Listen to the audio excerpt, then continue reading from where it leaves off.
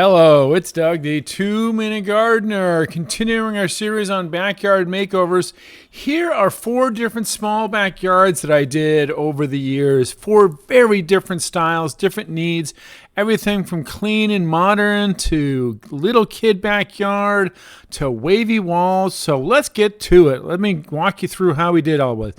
Number 1, this one, elderly couple, just wanted a little bit more entertaining space. So I came up with this design.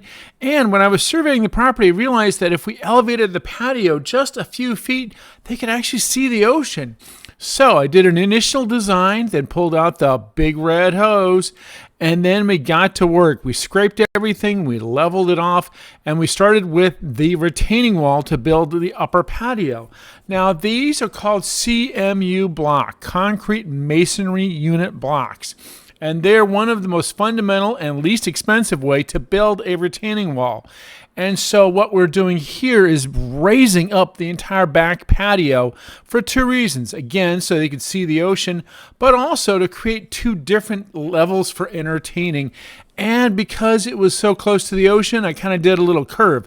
Notice the black waterproofing on the inside. Always important when you're doing a retaining walls that you seal the back side and install some French drains to make sure that there's no water damage long term. And then we started with the scratch coat and filling in all that. Now, all that dirt is going to get compacted in, and then we're going to put some nice road base on top of it because most of it is going to become a paver patio. Now, some of it will become planting beds because they want to have some plants. We also need to screen a couple little areas around it. But here's the pavers now going in, and we actually mixed a couple of different colors. These are really cool. I love these antique cobble pavers that we used. Really 2 beautiful colors. We also came up with a matching wall cap to put on those retaining walls and came up with a really beautiful design for the stairs. So here they're starting to put on the second coat on the walls. And again, before we show you the after, let's do one more quick before. Notice the dolphin water fountain. We were able to repurpose that. And here is the before. And here is the after. And so we have these beautiful 2-color types of pavers. The golden stucco, which matches the house stucco. Here's the dolphin water fountain. We were able to reuse it, kind of move it into that back area. And we have some planter beds around the perimeter. Eventually, they're going to fill this up with all kinds of great furniture. And then one of the cooler things whenever you're doing these remodels is don't forget to add the lighting. So we did step lights, we did up lights, but the coolest part of all of this are these programmable cafe lights. And by the way, there are links in the comment section for these lights because the client was just so thrilled with these lights because he was able to use his phone to program the color, the speed, all kinds of cool things. All right, next one, young couple, first house, backyard looked like this. Just kind of a mess, and you had a slope, and the whole thing sloped toward the house, so there were some drainage issues in the winter.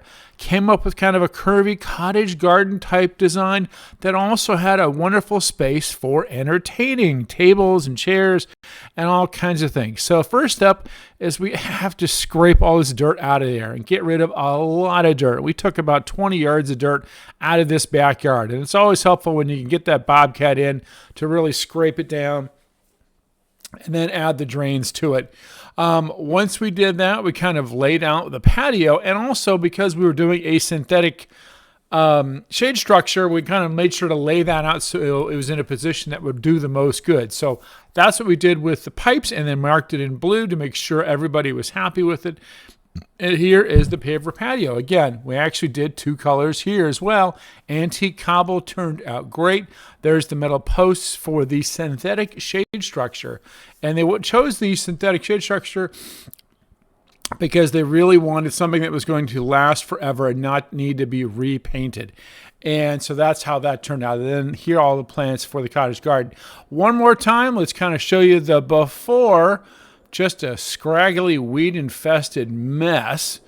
And here's the after with the synthetic shade structure, the beautiful Spanish fountain. We added a lot of food for those citrus trees. And so you have all these salvias and lavenders and rosemaries and yarrows that are going to fill in and create this wonderful cottage garden. We also created this outside area with the retaining wall with some rocky, nice gravel, and that's going to have a cool fire pit in the future. Here's another view from up on the hill. There were some really big boulders we couldn't pull out of there, so we kind of did some fun succulents. And there's more information about the pavers. Again, we did brownstone mixed with gray stone, and that is garden number 2. Turned out just great. Great viewpoint. Wonderful for entertaining.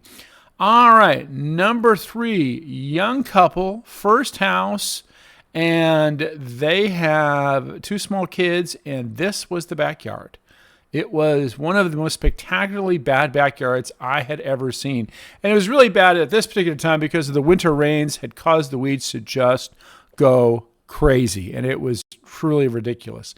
So here was the design. I wanted an adult area and I wanted a kid area. Now, the other 2 challenges we had, in addition to these trees causing all kinds of root damage, is this is in an older part of San Diego, and this particular block is in a lower part of San Diego, and there is a major storm drain for this city, for this entire area that runs through this property. And so we could not level the property. We had to create an upper level area and a lower area to work around this giant 36-inch concrete pipe that went right through their property. All we needed was a little concrete stem wall to create this upper area. So we did this kind of cool curving concrete stem wall, and there's the concrete getting poured into the forms. We did a nice colored concrete to kind of go with the pavers. Also kind of mixed in some lights, so that turned out really kind of cool as well, having those lights in there. So now the concrete form is done, and we can get to work on setting the paver patio. So now these guys are laying the pavers, and again, it was antique cobble. Now this actually is one color. This one's called Sky Ranch, and I love Sky Ranch because it has some shades of gray and some shades of brown.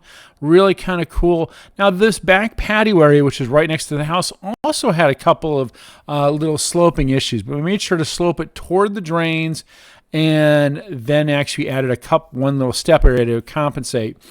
And so now that the paver is done, it's time to do the perimeter planting area, the artificial turf area, and that turned out just great. And again, here's the before, just all kinds of nasty, nasty weeds, and here's the after. We put the artificial turf area for the kids, put in the play structure that was actually part of the design. They picked the play structure before construction started, so we made sure to kind of rough lay it out. I told them, make sure to have your kids put their little handprints in the concrete as kind of a fun memento of their when this was built and how little they were. And now it's a great yard because they also have this wonderful tree we were able to preserve. Put some cafe lights in the tree. It turned out just great. And a lot of people came over and loved that yard. Here we go. Another one of these really, really bad backyards. The previous owner had all these ficus trees, this bizarre little koi pond.